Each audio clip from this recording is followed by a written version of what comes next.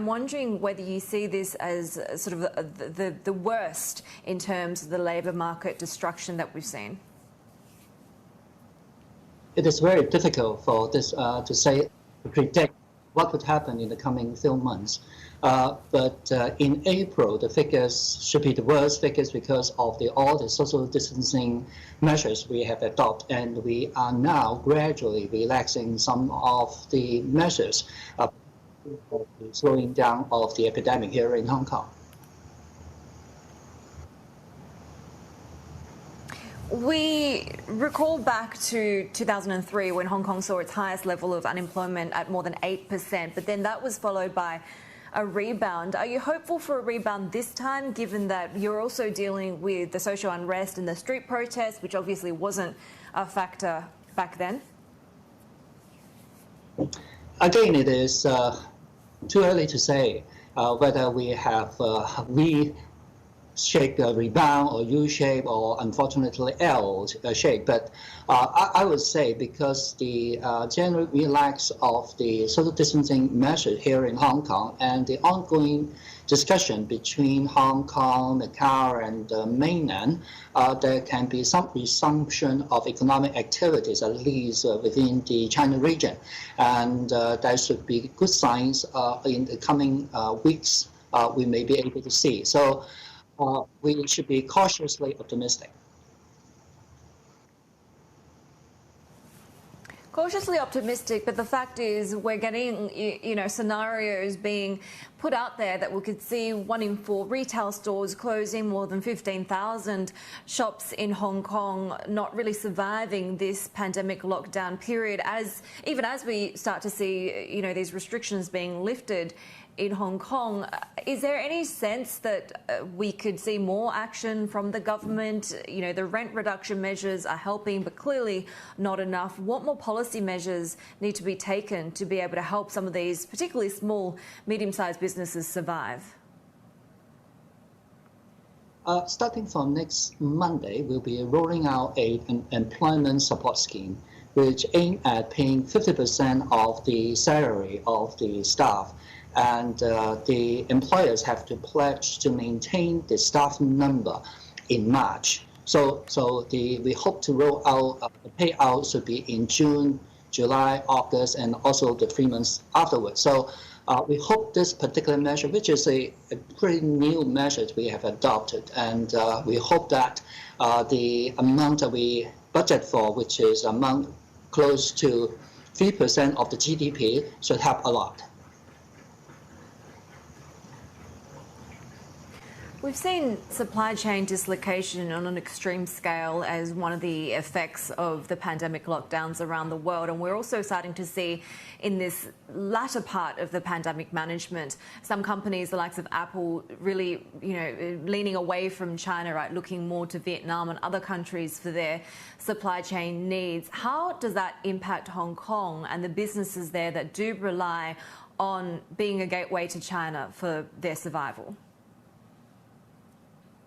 I would expect there are some general restructuring of different types of industry here in Hong Kong, apart from the supply chain issue, and also there will be, even within Hong Kong, we do not expect that tourism will rebound very quickly, although maybe slowly, but then definitely there will be some restructuring within the economy that it takes time and can be painful. When it comes to the wealth gap, Hong Kong has always been one of the worst in the world. If you take a look at the Gini coefficient, this is clearly going to be worsened by the pandemic, the recession, and the ongoing pain that really started with the social unrest and the protests in Hong Kong, right? What more can we expect from the government in terms of supporting the people and the sectors of Hong Kong society that are going to be suffering the most?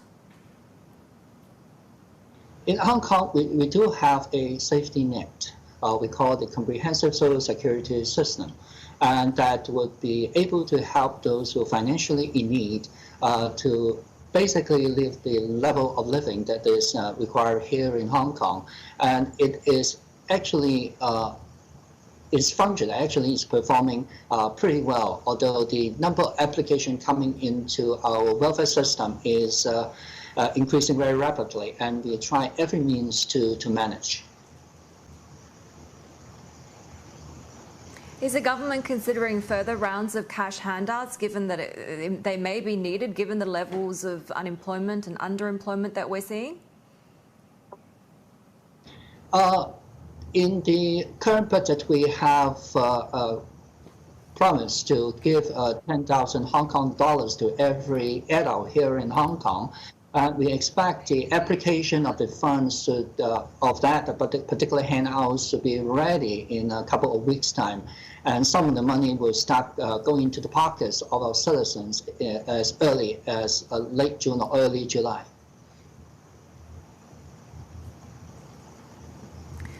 What kind of diversification can businesses in Hong Kong that rely on tourism and travel and the services industry, particularly when it comes to the links with China, what more can they do to ensure their survival, given that you've got to assume that at least in some parts, some of these travel and behavioural changes that we're seeing will be semi-permanent?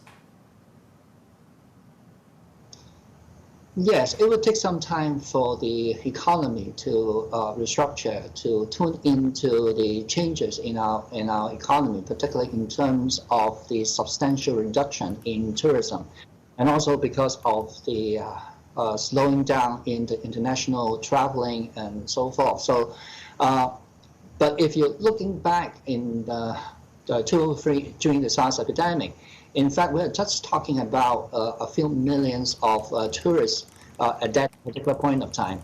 I would say that number should be able to, we should have that particular number soon, pretty much quite earlier, probably in a couple of months' time. So, although that, as I said, we require some restructuring in our economy because we do not expect that 60 to 70 million travelers will be coming back in Hong Kong within a year or two. So it will take some time to have those figures creeping up and catching up.